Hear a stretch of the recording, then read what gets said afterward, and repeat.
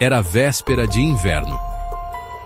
O cheiro de bolo e refrigerante ainda grudava no ar, misturado ao pó da estrada de terra batida. Lucas caminhava entre os pais, chutando pequenas pedras, rindo sozinho de algo que tinha visto mais cedo na festa. De aniversário de uma amigo, o campo ao redor respirava quietude. Quietude demais. Foi quando o vento mudou. Não foi só o frio repentino. Era como se algo invisível tivesse passado, arrancando o calor do corpo e levando embora o som dos grilos. A lua, enorme e pálida, parecia olhar de cima com um brilho incômodo, quase debochado. E então, veio o som. Um uivo. O uivo não parecia vir de um animal comum.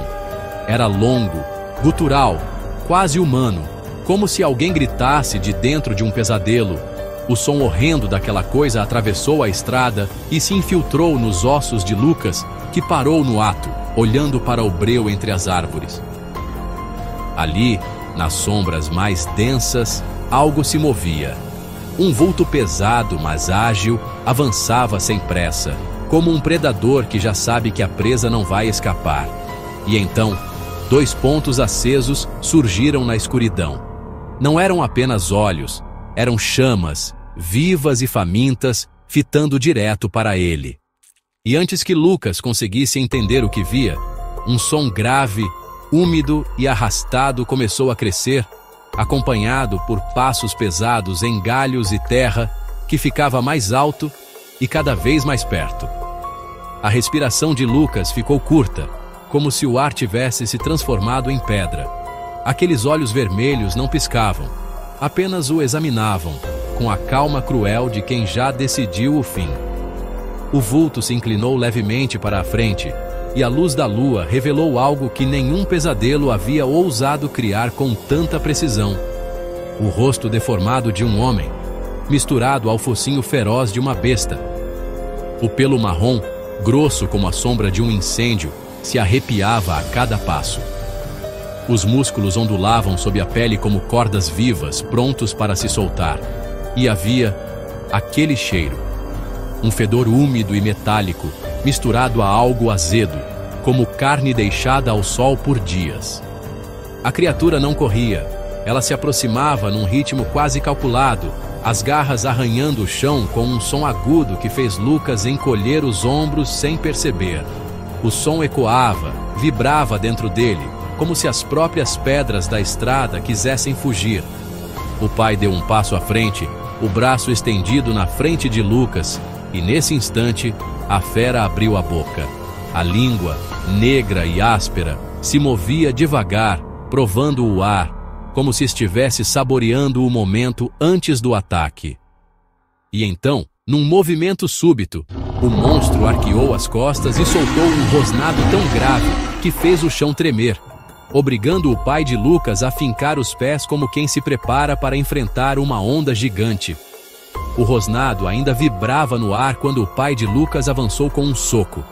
Não havia armas em suas mãos, apenas a teimosia de um homem que recusava ver a família em perigo. O impacto foi brutal, como se carne e osso tivessem colidido contra uma muralha viva. Lucas ouviu o som seco de um golpe, seguido por um estalo que fez seu estômago revirar. Sim, o braço do pai de Lucas quebrou com o impacto. A fera nem recuou. Um movimento rápido, quase preguiçoso, e o braço do pai de Lucas foi arrancado e lançado para o lado como se não pesasse nada. Ele caiu de joelhos, tentando se erguer, mas o lobisomem se aproximou com um passo que parecia um trovão abafado. A respiração do monstro era quente e úmida, e cada exalação vinha carregada com aquele cheiro podre que queimava as narinas. Lucas quis correr, mas suas pernas não obedeciam. Tudo nele congelou quando viu o pai, mesmo sangrando e com o rosto crispado de dor, erguer o olhar para ele. Não havia medo ali, apenas uma mensagem muda: proteja sua mãe. O lobisomem então se lançou para o golpe final, um borrão de músculos e garras, e foi nesse instante que algo se moveu ao lado de Lucas. Um grito cortou o ar, não de terror, mas de pura coragem. A mãe de Lucas surgiu ao lado dele como um raio, empurrando o filho para trás com uma força que ele nunca imaginou que ela tivesse.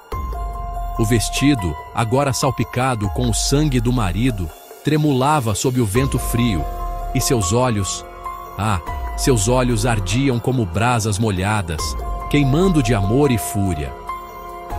Ela abriu os braços diante do lobisomem, como quem se coloca contra uma tempestade para proteger uma chama frágil. O monstro parou por um instante, a cabeça inclinada, farejando o ar ao redor dela, não como quem hesita, mas como um gato curioso antes de esmagar a presa. O rosnado que veio depois foi mais grave, mais carregado, e o chão pareceu vibrar sob os pés de Lucas. A fera se ergueu nas patas traseiras, revelando toda a extensão do seu corpo, uma sombra viva que engolia a luz da lua. Então, num golpe devastador, desceu com as garras abertas, e o som que seguiu, um estalo úmido, acompanhado de um baque seco, ecoou como um trovão de carne. O sangue pintou o chão aos pés de Lucas, quente e espesso enquanto a respiração dele se tornava um soluço silencioso.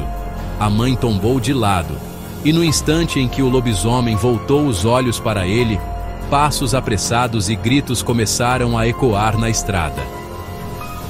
O som dos gritos rasgou a madrugada como flechas, vindo de várias direções.